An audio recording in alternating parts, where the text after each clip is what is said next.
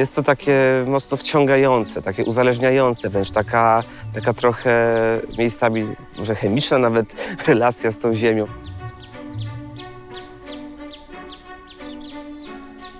Nawet takie wyjazdy jedno-dwudniowe, epizodyczne są często takie bolesne, można powiedzieć. Zaczynam już tęsknić automatycznie i myślami zostaję w tym Tuchowie.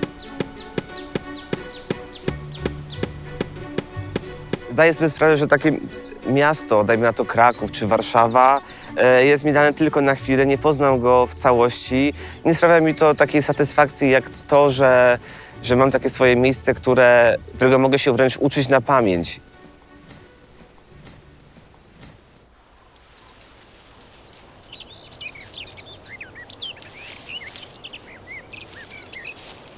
Generalnie wszystko, co robię gdzieś ma swoją genezę, czy też w formie, czy w znaczeniach w moich znaleziskach, które interpretuję narzędziami języka sztuki.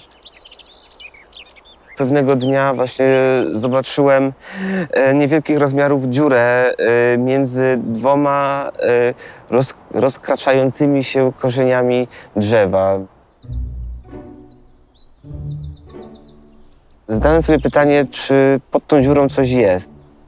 Czy być może można się po lekkim jej poszerzeniu przecisnąć. Powoli, małymi ruchami zacząłem tą wyrwę w ziemi, tą dziurę poszerzać.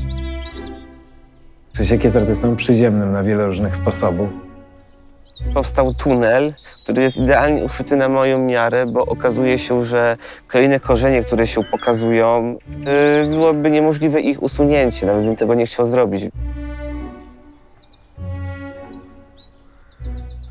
To, że to jest wypowiadane takim cichym głosem, no, tak skromnie, znaczy, wydaje mi się, też działa o wiele lepiej.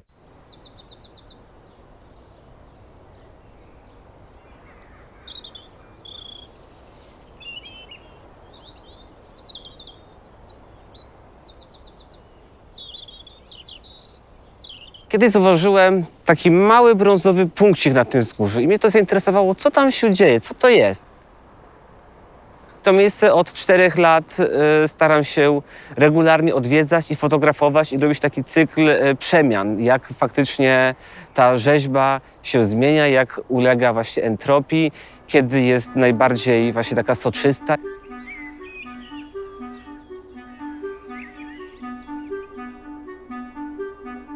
Naprawdę wygląda spektakularnie, jak te porastające dookoła krzewy nagle stają się białe i wśród nich właśnie ta moja rzeźba.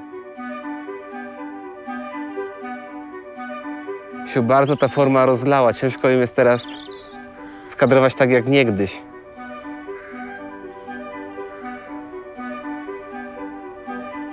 Artystyczna wartość działań Krzyśka Maniaka polega na takim łagodnym zoomowaniu.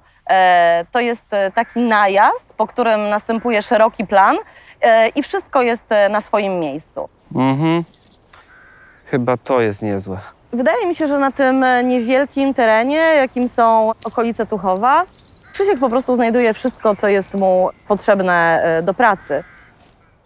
On udowadnia, że nie trzeba ekspansywnie zdobywać kolejnych terenów, by nadal odkrywać jakąś prawdę o świecie.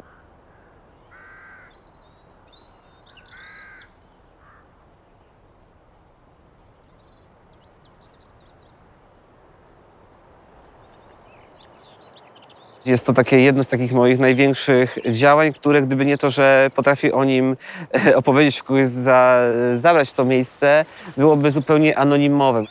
Tu zasadziłem 1000 sadzonek tarnin i bodajże 100 sadzonek dzikiej róży z myślą o zaliczeniu tego terenu i oddaniu go z powrotem siłom przyrody, siłom natury, zwierzętom.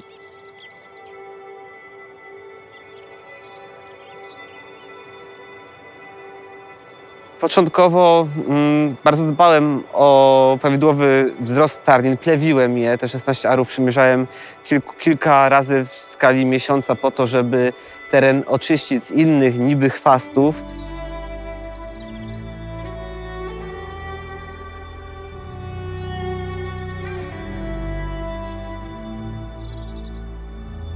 pewnym momencie ta praca była zbyt uciążliwa, zbyt syzyfowa i postanowiłem zupełnie ten obszar oddać siłom natury, nic w niego nie ingerować. Stąd w tym momencie tarniny są ledwo dostrzegalne. Przede wszystkim widoczne są tutaj na Włocie.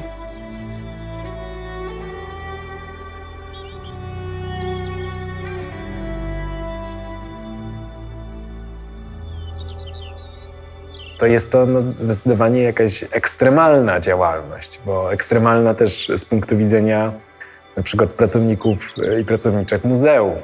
Jakby co jesteśmy w stanie uchwycić.